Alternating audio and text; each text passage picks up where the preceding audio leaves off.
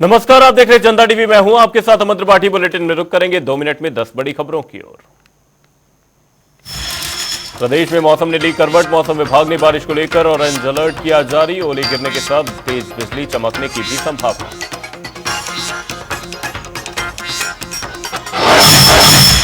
रामनगर में बढ़ रही झोलाछाप। डॉक्टरों की संख्या। जिलाधिकारी ने दिए आदेश। स्वास्थ्य विभाग और प्रशासन की टीम ने किया एक अवैध क्लिनिक सीज। तस्करी का मामला आया सामने। वन विभाग ने की बड़ी कार्रवाई। 21 नग साल के लट्ठे किए जब्त।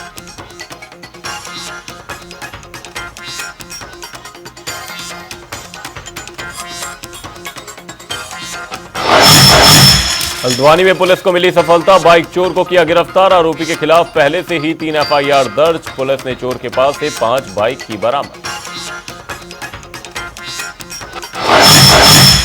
लाल कुआं में वन विभाग को मिली बड़ी कामयाबी। खैर की लकड़ी के साथ 3 गिरफ्तार। पकड़ी गई लकड़ी की कीमत लगभग 2 लाख रुपए बताई।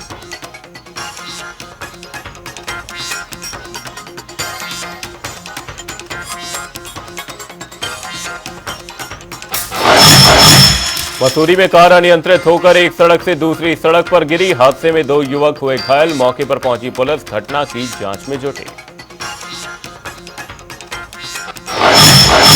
सुभाष उत्तरकाशी में पैदल तीर्थयात्री सड़क से नीचे फिसल कर गिरा। सूचना पर पहुंची पुलिस ने युवक को सकुशल किया रेस्क्यू।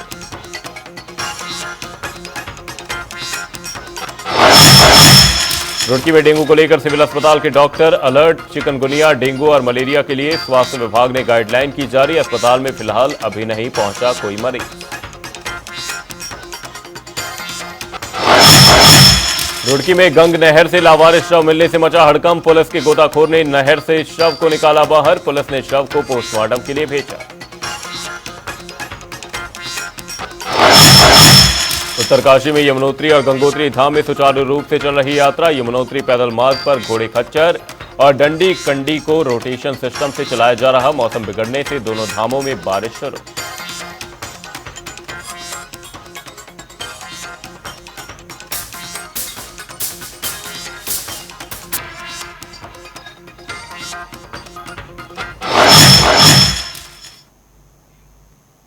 बुलेटिन में रुक करेंगे खबरों की ओर। 4 धाम यात्रा के लिए ऑफलाइन रजिस्ट्रेशन शुरू हो चुके हैं। वहीं श्रद्धालु हरिद्वार में जिला पर्यटन कार्यालय और ऋषिकेश में यात्रा पंजीकरण कार्यालय एवं ट्रांजिट कैंप में अपना ऑफलाइन रजिस्ट्रेशन करवाने पहुंचे।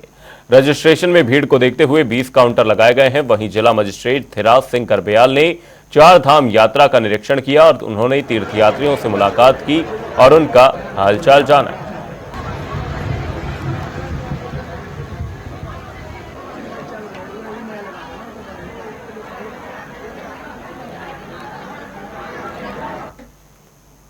चार धाम यात्रा शुरू होने के साथ ही पंजीकरण का आंकड़ा 23 लाख के पार हो गया है। केदारनाथ, गंगोत्री और यमुनोत्री धाम के कपाट खुलने के साथ ही 4 धाम यात्रा का आगाज हो गया। शुक्रवार को हजारों की संख्या में पहुंचे श्रद्धालुओं के जयकारों के बीच तीनों धाम के कपाट विधि विधान के साथ खोले गए। पहले दिन करीब 45,000 श्रद्धालुओं ने दर्शन किए। केदारनाथ धाम में 30,000 श्रद्धालुओं ने दर्शन कर नया रिकॉर्ड बनाया है। वहीं अब 12 मई को बद्रीनाथ धाम के कपाट खोले जाएंगे।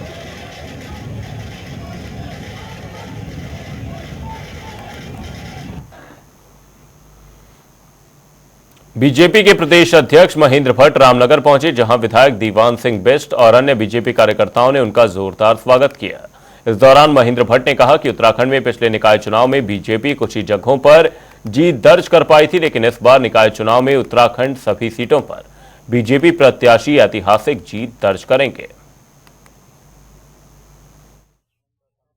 देखिए, इस बार चुनाव बहुत प्रभावी रूप से हम लोग लड़ने जा रहे हैं। रामनगर भी अपवाद स्वरूप मैं कह सकता हूँ हम लोग पिछले दिनों नहीं जीत पाए, लेकिन इस बार हमने उसकी रणनीति बनाई है। हमने अपने प्रत्येक वार्ड स्तर पर अपने संगठन की टोली बनाई है। वार्ड हमने नियुक्त कर दिए हैं। वार्ड स्तर पर प्रत्याशियों के नाम आने प्रारंभ हो गए हैं।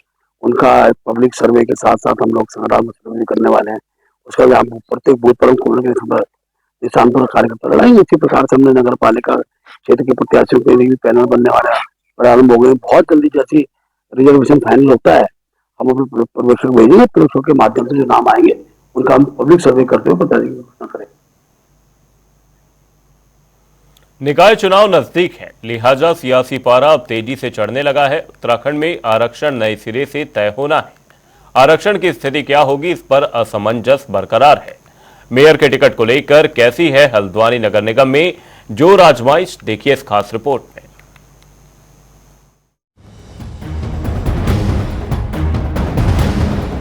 हल्द्वानी नगर निगम में 60 वार्ड हैं। कुल मतदाता 2,83,000 हैं। टिकट के लिए अभी से जोर आजमाइश जारी है। बीजेपी से हल्द्वानी नगर पालिका के पूर्व अध्यक्ष रेणु अधिकारी मेयर सीट की प्रबल दावेदार मानी जा रही हैं। उन्होंने पार्टी अध्यक्ष के समक्ष अपनी दावेदारी भी पेश की और माना जा रहा है कि यदि हल्द्वानी नगर निगम पर मेयर सीट महिला सामान्य होती है तो रेणु अधिकारी की राह बेहद आसान हो जाएंगी। और इसी को लेकर पिछले दिनों बीजेपी के प्रदेश अध्यक्ष महेंद्र भट्ट ने भी हल्द्वानी आकर कार्यकर्ताओं के साथ लंबी बातचीत की, जो दर्शाता है कि बीजेपी निकाय चुनाव के लिए कमर कस चुकी है। देखिए, निकाय चुनाव बिल्कुल सामने है और हम सभी ने दावेदारी की है और आपको पता है कि हम लोगों में जो भारतीय जनता पार्टी है इसमें संगठन सर्वोपरि है और निश्चित रूप से जो भी संगठन आदेश करेगा, जिसका भी टिकट होगा, सारे कार्यकर्ताओं से निश्चित सब लोग चुनाव लड़ाएंगे। अनुशासित का हमारी पार्टी है और मुझे आशा ही नहीं पूर्ण विश्वास है, इस बार मैंने भी अपनी दावेदारी की है और निश्चित रूप से इस बार भारतीय जनता पार्टी ने हमेशा महिलाओं को सम्मान दिया है। इस बार मुझे लगता है कि हम महिलाओं को सम्मान देगी पार्टी। देखिए, इस बारे में तो ये प्रदेश हाईकमान ही जानता है कि क्या होगी, वहीं से एक निर्णय आता है। लेकिन अगर महिला सीट होगी तो निश्चित रूप से जो भी महिलाएं मौका मिलेगा उन्हें महिलाओं को, इसमें मैंने भी दावेदारी की है सीट पर। नहीं, बैठक में बिल्कुल सारे कार्यकर्ता एकजुट है। सारे कार्यकर्ताओं का यही कहना है कि जिसको भी पार्टी, देखिए लोकतंत्र में, लोकतंत्र का अर्थ भी है जनता का, जनता के लिए, जनता के द्वारा। और लोकतंत्र की अगर मैं बात करूं तो हर व्यक्ति को इसमें दावेदारी का राइट है और दावेदारी करनी भी चाहिए। लेकिन हमारी भारतीय जनता पार्टी में दावेदारी हर व्यक्ति की रहती है, हर एक को करनी चाहिए। लेकिन जिसका भी टिकट ऊपर से होता है, सारे कार्यकर्ता उसे अनुशासित तरीके से चुनाव लड़ाते हैं। आपने इस चीज को देखा भी। निकाय चुनाव को लेकर कांग्रेस का कहना है अभी आरक्षण की स्थिति स्पष्ट नहीं, जैसे ही आरक्षण की स्थिति साफ हो पाएगी दावेदारों का चयन भी शुरू कर दिया जाएगा। पार्टी के अंदर कई लोग तैयारी में जुटे हुए हैं। देखिए, कांग्रेस पूरी तरह तैयार है और जनता का भी आपने झुकाव देखा होगा। लोकसभा चुनाव में कांग्रेस की तरफ काफी समर्थन में रही है जनता। और अभी निकाय चुनाव में आरक्षण को लेकर स्थिति स्पष्ट नहीं है और जैसे ही अधिसूचना जारी होती है और पूरी दमखम के साथ जो है निकाय चुनाव में कांग्रेस एक बेहतर प्रदर्शन के साथ अधिकतम सीटें जो है लेके आएगी। देखिए, आरक्षण की स्थिति अभी स्पष्ट नहीं है। जैसे ही आरक्षण की स्थिति स्पष्ट होगी, कांग्रेस एक पुरानी पार्टी है, आजादी के समय की पार्टी है और कांग्रेस के पास बहुत सारे काबिल और दावेदार प्रत्याशी हैं हमारे पास। कुछ पता चल रहा है आरक्षण की स्थिति क्या? अभी स्पष्ट नहीं है। आरक्षण की जैसी स्थिति स्पष्ट होती है उसके बाद कांग्रेस स्तर पर, प्रदेश स्तर पर जो है फिर तय किए जाएंगे हमारे आलाकमान द्वारा, जो हमारे प्रत्याशी कौन रहेंगे और जो मजबूत कार्यकर्ता होगा उसको पार्टी जो है समर्थन करेगी। देखिए, मुद्दे स्थानीय निकाय चुनाव में मुद्दे जो रहते हैं स्थानीय ही रहते हैं और स्थानीय उसमें आज भी निकाय चुनाव में पूरी तरह जो विफल रही है हमारी सरकार, उस विफलताओं को जो है जनता के सामने लेके जाएंगे। और देख रहे हैं आप, जल संकट है और आपका बिजली का संकट है, रोडों का संकट है, रोडें टूटी हुई हैं, आवारा पशु बहुत एक गंभीर समस्या है, बंदरों का आतंक है और जानवरों का आतंक है। जो मूलभूत समस्याएं हैं जो जनता को जूझना पड़ रहा है, तो मूलभूत समस्याओं को लेकर जो है कांग्रेस धरातल पर उतरेगी। उम्मीद जताई जा रही है कि उत्तराखंड में आरक्षण की स्थिति जल्द ही साफ हो जाएगी, लेकिन इससे पहले दावेदारों की ओर से जोर आजमाइश जारी है। इंतजार अब निकाय चुनाव के बिगुल बजने का है, तब तय होगा कि हल्द्वानी शहर में किसकी सरकार बनेगी। हल्द्वानी से जनता टीवी के लिए संजय प्रसाद की रिपोर्ट।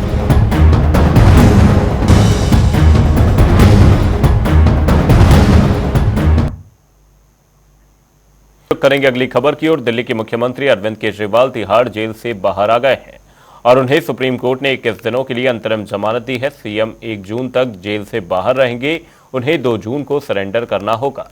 वहीं मसूरी में इंडिया गठबंधन के कार्यकर्ता आम आदमी पार्टी के जिला प्रवक्ता प्रकाश राणा के नेतृत्व में पिक्चर पैलेस चौक पर एकत्रित हुए और एक दूसरे को मिठाई खिलाकर जमकर आतिशबाजी की। इंडिया अलायंस के जो साथी हैं और दिल्ली के मुख्यमंत्री हैं केजरीवाल जी, उनको ठीक चुनाव से पहले ईडी की जांच के दौरान उनको गिरफ्तार कर लिया गया था। कहीं ना कहीं इंडिया अलायंस के गठबंधन से बीजेपी घबराई हुई थी, जिस कारण उन्होंने जो नेता थे, जो चेहरे थे, उन पर ऊट पटांग जांचें बैठाकर उनको जेल में भेजने का काम किया। उसी कड़ी में केजरीवाल जी को भी जेल में भेजा गया, लेकिन कल उन्हें अंतरिम जमानत मिली है और सुप्रीम कोर्ट का हम धन्यवाद देते हैं। जिस तरह चंडीगढ़ में उन्होंने मेयर सीट को लेकर जिस तरह का निर्णय दिया और जिस तरह से अब केजरीवाल जी को अंतरिम बेल दी गई है, जमानत पर रिहा किया गया है और अब जब केजरीवाल जी बाहर आ गए हैं तो इंडिया गठबंधन को इससे मजबूती मिलेगी। हमारे जो राष्ट्रीय स्वयं अरविंद केजरीवाल जी जो लोकप्रिय मुख्यमंत्री दिल्ली के सीएम हैं, मैं बहुत बहुत शुक्रिया अदा करना चाहता हूं माननीय सर्वोच्च न्यायालय का कि उनके द्वारा श्री अरविंद केजरीवाल जी को अंतरिम बेल दी गई है। हमें पहले से इस बात की एक शंका थी कि जब किसी प्रकार का कोई घोटाला हुआ ही नहीं है तो विपक्षी पार्टी जो हमारी भारतीय जनता पार्टी, उनके द्वारा तानाशाही के रूप में श्री अरविंद केजरीवाल जी को जबरदस्त दूसरे विपक्षी दलों को जेल के अंदर पकड़ के बंद करके रखा हुआ है।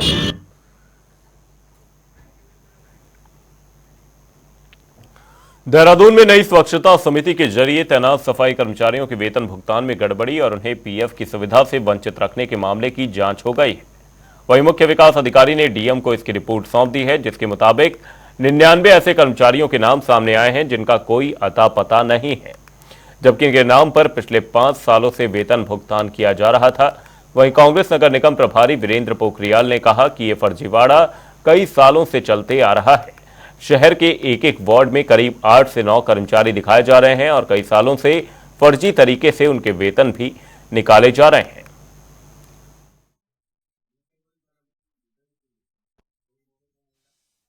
देखिए, ये काफी टाइम से चला आ रहा है कि कितना फर्जीवाड़ा नगर निगम में हुआ है कि एक एक वार्ड में जो है 8-8, 10-10, 15-15 कर्मचारी रखे गए हैं और जबकि वो कर्मचारी धरातल पे है ही नहीं, उनकी सैलरी विड्रॉल हो रही है, सिर्फ विड्रॉल हो रही है, वो धरातल पे काम ही नहीं कर रहे।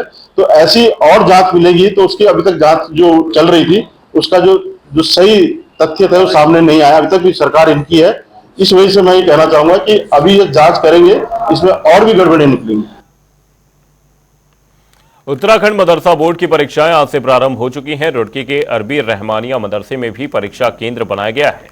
इस परीक्षा केंद्र में लगभग 253 छात्र छात्राओं ने परीक्षा के लिए आवेदन किया था, लेकिन 190 छात्र इस परीक्षा में उपस्थित रहे, जबकि 63 छात्र इस बार अनुपस्थित रहे, जिनमें 34 मौलवी और 11 आलिम के छात्र शामिल हैं। ऐसा लगता है कि मदरसे के छात्रों का इस परीक्षा से मोह भंग हो रहा है या वो इस परीक्षा को लेकर कोई रुचि नहीं ले रहे।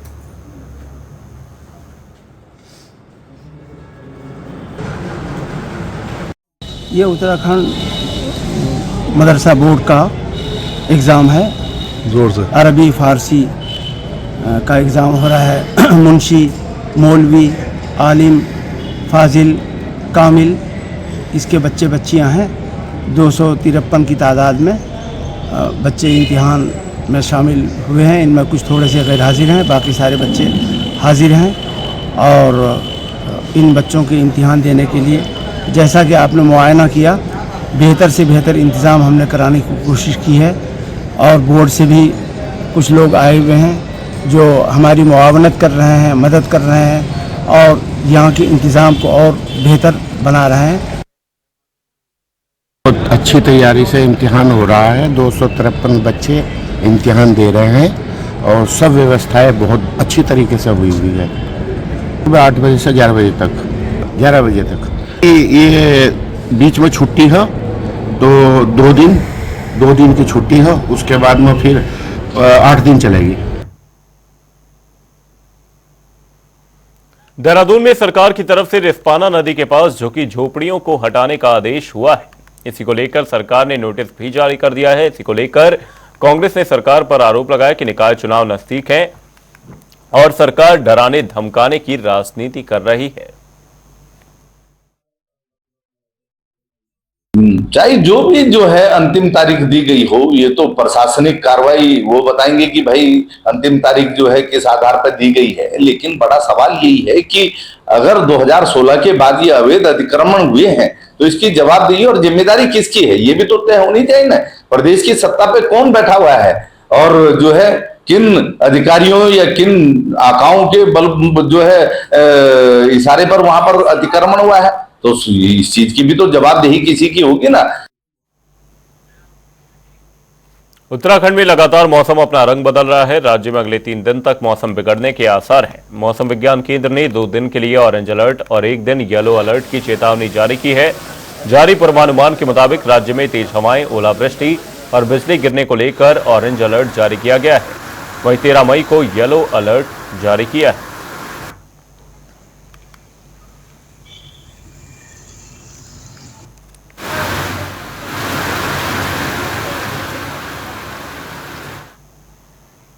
चंपावत के रीठा साहिब में होने वाले जोड़ मेले 2024 को लेकर गुरुद्वारा रीठा साहिब सभागार में बैठक का आयोजन किया गया, जिसकी अध्यक्षता जिलाधिकारी नवनीत पांडे ने की। बैठक में आवश्यक व्यवस्थाओं को लेकर चर्चा की गई। बैठक में गुरुद्वारा प्रबंधन समिति की ओर से जिलाधिकारी सहित सभी आगंतुकों का स्वागत किया गया।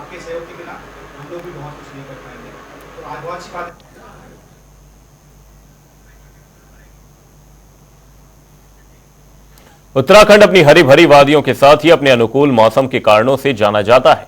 वहीं अगर हम बात करें गर्मी के मौसम की, तो इस बार स्थानीय लोगों को काफी तेज गर्मी की मार झेलनी नहीं पड़ रही, क्योंकि कभी 1 से 2 दिनों तक तपतपाती धूप निकलती है, तो वहीं अगले ही क्षण तेज बारिश और आंधी गर्म मौसम को ठंड में बदल देती है। इसी के साथ बदलता मौसम लोगों को तंदुरुस्त रखने के लिए एक समस्या का भी कारण बन रहा है। इसी को लेकर दून अस्पताल के ENT स्पेशलिस्ट डॉक्टर विकास सिंह ने सलाह दी कि गले की परेशानी और सर्दी जुकाम इस मौसम में गर्म पानी पीते रहना चाहिए। जैसे आपने बोला कि जब मौसम चेंज हो रहा है तो उस तरह के सर्दी के जो आपके सिम्टम्स आ रहे हैं, जैसे खांसी होना, जुकाम होना, तो मेनली जब गर्मी आ रही है और सर्दी के सिम्टम्स आ रहे हैं, खांसी जुकाम होना, तो ये मेनली वायरल इन्फेक्शन की वजह से होता है। इस सेम सिम्टम्स आपको जब सर्दी आती है तब भी होते हैं, क्योंकि उस टाइम पे आपके वायरस अलग टाइप के होते हैं, उस टाइम पे आपके वायरस अलग टाइप के होते हैं।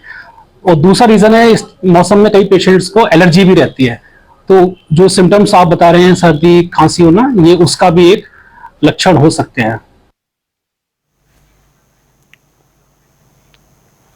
देहरादून में आयुष्मान योजना के अंतर्गत लंबे समय से भुगतान के लिए तरस रहे अस्पताल मालिकों के लिए अच्छी खबर है।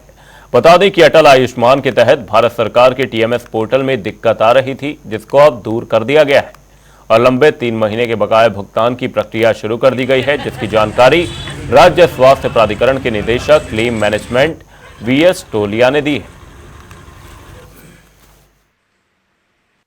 स्कीम है, इसकी भुगतान की प्रक्रिया ऑनलाइन होती है और एक हमारी जो गवर्नमेंट ऑफ इंडिया के द्वारा NHA जो बॉडी है उसके द्वारा निर्मित जो हमारा पोर्टल है TMS पोर्टल, उसके माध्यम से होती है। पिछले दिनों माह फरवरी में इसका पोर्टल का अपग्रेडेड वर्जन उनके द्वारा जारी किया गया था, जिसमें कि थोड़ी तकनीकी दिक्कतें आई थी और जिसके लिए राज्य की टीम और भारत सरकार की टीम परस्पर निरंतर रोज बैठकर उसमें उसकी जो तकनीकी दिक्कतें थी उसको सुधारने में लगी थी और आज की तारीख में वो दिक्कतें दूर हो गई और भुगतान किए जाने की प्रक्रिया प्रारंभ कर दी गई। धरती पर डॉक्टर को भगवान का दर्जा दिया गया है, क्योंकि डॉक्टर ही इंसानों को दूसरी जिंदगी देने वाले होते हैं। लेकिन कई जगह अच्छी सुविधा न होने के चलते लोग अच्छे इलाज से वंचित रह जाते हैं या फिर अपने क्षेत्र से दूर जाकर अपना इलाज कराते हैं। ऐसा ही कुछ हाल जनपद उधम सिंह नगर के जसपुर क्षेत्र का था, जहां लोगों को इलाज के लिए अच्छे हॉस्पिटल की कमी थी। लेकिन अब डॉक्टर जतिन गर्ग ने जसपुर मेट्रो हॉस्पिटल को लेकर जसपुर क्षेत्रवासियों को बड़ी सौगात दी, जहां काबिल डॉक्टर के साथ साथ कम फीस में इलाज किया जा रहा है। मेरा नाम कुमार अग्रवाल है। मैं कासमपुर से, गांव कासमपुर से बिलोंग करता हूं और मेरी माताजी का ट्रीटमेंट जो है वो मेट्रो हॉस्पिटल में जसपुर में चल रहा है।